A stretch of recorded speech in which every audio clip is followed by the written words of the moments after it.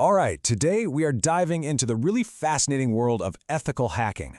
Yeah, we're talking about learning how to break into systems, but for a very good reason, to keep the bad guys out. I know, it sounds like a total contradiction, right? But believe it or not, in our digital world, this exact idea is the bedrock of modern cybersecurity. So let's get into it. Okay, first things first, we've got to get one thing straight. The word hacker is not a one-size-fits-all term. There are two very different sides to this digital coin. Really, the difference all boils down to motive. On one side, you've got the black hat, the villain of the story, who's exploiting weaknesses for their own selfish gain. But on the other side, you've got the white hat, our hero. They are authorized pros who find the exact same security holes, but they do it for one reason and one reason only, to help the company fix them. So that brings us to the core mission here. I mean, why on earth would a company actually pay someone to break into their own systems? Well, the answer is pretty simple. You want to find the holes before the bad guys do. And here's the official definition. The keywords you really need to focus on are authorized and legal. Ethical hacking is all about proactive defense. Think of it like a controlled fire drill to find real-world weaknesses, but in a totally safe environment. Let's break this down just a little bit more. So first, you have the action itself, ethical hacking, which is the authorized breach. Then you have the professional, the ethical hacker, the person paid to think like a criminal. But honestly, the most crucial piece of this whole puzzle is the primary goal, finding those weak spots and then providing real, actionable advice to get them fixed. You know, this isn't just random guesswork. Far from it. Ethical hacking is an incredibly disciplined, structured process. It follows a 5-phase playbook that pretty much perfectly mimics what a malicious attacker would do. And here's that roadmap. It goes reconnaissance, then scanning, then gaining access, maintaining access, and finally reporting. We're going to walk through every single one of these steps to see exactly how a system is methodically tested from the outside in. It all kicks off with Phase 1, reconnaissance. This is the intelligence gathering stage. You can think of it like this. Before you try to pick a lock, you study the building, you watch the guards, you learn the delivery schedules.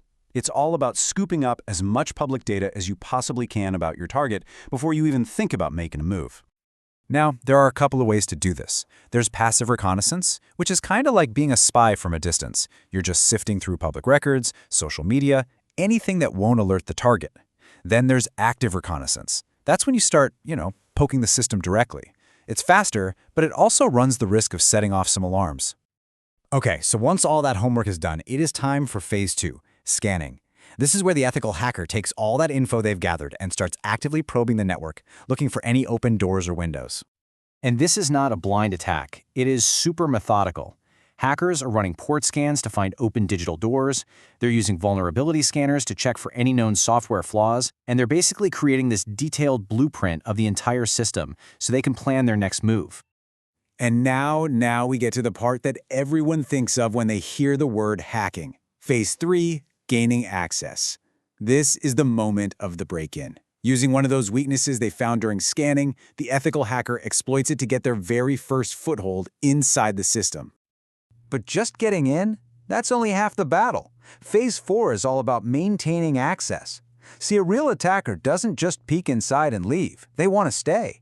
So the ethical hacker tries to create backdoors or escalate their privileges to get deeper control, all to test if the system can spot a persistent threat hanging around. So this brings us to the final, and I would say most critical part of the whole process. For a malicious attacker, the job is pretty much done.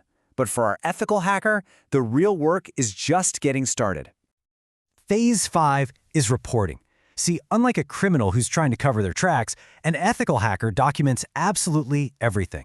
Every step, every vulnerability, every single method they used gets meticulously recorded. Because at the end of the day, the entire point of this whole 5-phase exercise boils down to one thing: providing clear, actionable advice on how to fix the problems. That is the real endgame. So that final thing they deliver, it's not just a list of problems, it's a solution manual.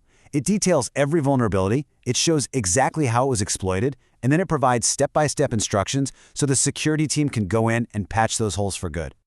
So when you think about an ethical hacker, try not to just picture someone in a hoodie. Think of them as a digital security auditor, a professional who is literally paid to adopt the mindset of a criminal, all to make our digital world a much safer place. It's a pretty powerful idea when you think about it.